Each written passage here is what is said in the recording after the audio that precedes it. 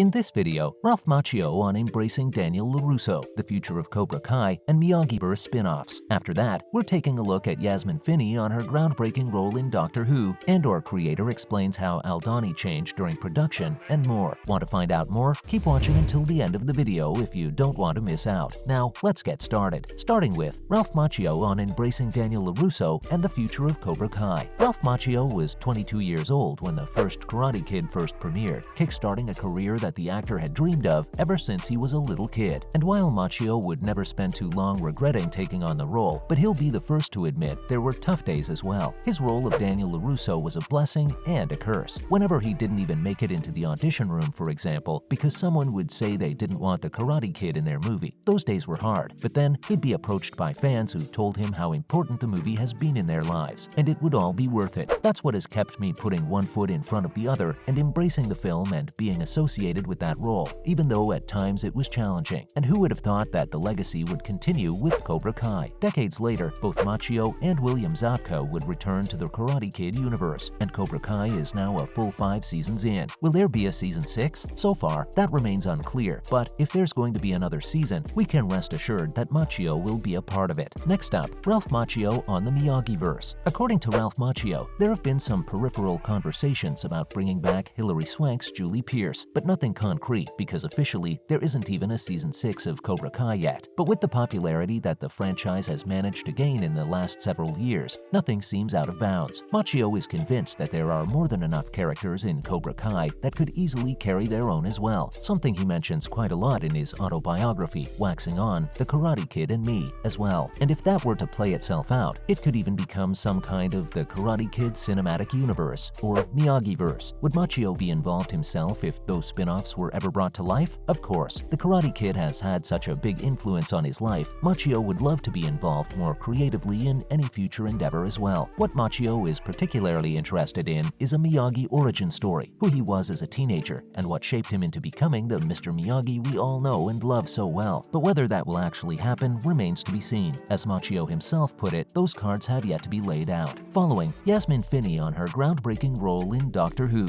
Yasmin Finney is looking ahead as she is set to become a trailblazer with her mysterious role as Rose in Doctor Who. In an interview with Vogue, Finney, who is transgender, discussed that it is groundbreaking to have been cast in a series as big as Doctor Who, and it even has the potential to change the world. Finney will make her debut on Doctor Who during the 2023 anniversary specials, when she will share the screen with David Tennant and Catherine Tate. While it's true that Bethany Black was the series' first ever openly transgender character back in 2015, Finney is set to portray a significant role, also playing a character who is transgender, which will offer a high level of necessary representation to the series. Finney had already auditioned for the role on Doctor Who before the release of Heartstopper, where Finney plays El Argent, and it was director Euros Lyn who alerted Doctor Who director Russell T Davies to Finney's talent. Davies says that Finney immediately commands the attention in the room with enormous enmity, grace, and a beautiful smile as well. There was no doubt that Finney was right for the role on the upcoming Doctor Who anniversary, which we'll be able to see in November 2023. How do you think Finney will do? Hold it right there. We've got more in store for you. Next, Andor creator explains how Aldani changed during production. New Fate the Winx Saga animated series is happening, according to the creator, and The Walking Dead star Lauren Ridloff wants her own spin-off. Stay tuned to get all the juicy details. Now, let's continue. First up, Andor creator explains how Aldani changed during production. In the 4th episode of Andor, we see Diego Luna's Cassian, who is going by Clem at the time, arrive on Aldani to resist the rebels there with the heist that they are planning at the local Imperial garrison. He's taken by the rebels and given clothes that are also worn by the Dani, the native occupants of the region. It is subsequently revealed that the Dani have faced prejudice under Imperial occupation, and we eventually learn that the Empire actively has been forcing their numbers to dwindle. But that wasn't always how the story was supposed to go. Tony Gilroy, the creator of Andor, revealed in an interview with Collider that the pilgrimage of the Dani people was transformed because of COVID. Originally, the plans were for a few thousand people to be present for Aldani, but then restrictions were put in place, which is when it got interesting, revealed Gilroy. And the restrictions actually were for the better in terms of the outcome of the story. Most of the times, the solves to problems end up being better. Limitations are good. The problem that you solve pushes you deeper in it, Gilroy explained. Suddenly, they were forced to make sense of how the Dani's people slowly diminished, and a new, much more interesting backstory was born. And if you ask Gilroy, the end result is much better than what they had originally planned. Do you agree with Gilroy? Next, new Fate the Winx Saga animated animated series is happening, according to creator. It's been a wild ride for fans of the Winx franchise. Just recently, it was announced that the live-action Netflix series had abruptly been cancelled after only 2 seasons. The Winx creator, Eugenio Straffi, has since taken to Instagram to announce that Fate the Winx saga will still continue, but in a different format. But there are, in fact, 2 whole new projects on its way. One of those series is a new animated series. This will be reminiscent of how longtime fans initially were introduced to the Winx universe, as the Winx characters were first seen in the Nickelodeon animated series Winx Club, which premiered in 2004 and ended up running for 8 seasons. Furthermore, Straffi promised that another thing he's working on is a big-budget movie, something the creator has been dreaming of for a very long time. While he couldn't provide us with any details of either cast, crew, or plot, Straffi did note that the movie would uphold the values of believing in yourself, empowerment, understanding true friendship, remembering the laugh-out-loud moments, and of course the sparkling transformation times, all of which has been synonymous with Winx from the moment it was first created. Straffi also mentioned that he was disappointed in how the cancellation of the live-action show had been announced and apologized to fans for it. The live-action show has ended on a series of cliffhangers as well, which probably won't see resolve now. And now, The Walking Dead star Lauren Ridloff wants her own spin-off. All good things must come to an end, even if we all try and resist it. The Walking Dead is coming to an end pretty soon, after 11 seasons and almost 200 episodes. But as with many endings, that also means there will be room for something new, or multiple new things when it comes to the Walking Dead universe. A number of spin-offs have already been revealed and will be coming to our screens in no time, including a Daryl Dixon-centered series which is currently being filmed in France. And of course, The Walking Dead: Dead City, starring Jeffrey Dean Morgan and Lauren Cohen as Negan and Maggie. And then there is a new Rick and Michonne spin-off in the works as well, which has been described as an epic love story by series creator and showrunner Scott M. Dimple. But what about Lauren Ridloff's Connie? The actress has made it known that she's very interested in a prequel for her character and her sister Kelly, who is portrayed by Angel Theory. With them being sisters and Kelly's journey with her hearing loss, Ridloff is convinced that there's something there. Josh McDermott, who plays Eugene on The Walking Dead, has seconded this sentiment, and he'd be more than happy to reprise his role as well if this particular spin-off is ever brought to life. What do you say? Can we ever have enough The Walking Dead spin-offs, really? And that's it for now. Has The Karate Kid been a big influence on your life as well? How so? And if the Miyagiverse were to grow, who would you choose to give a spin-off? Let us know in the comments what you think, and thanks for watching.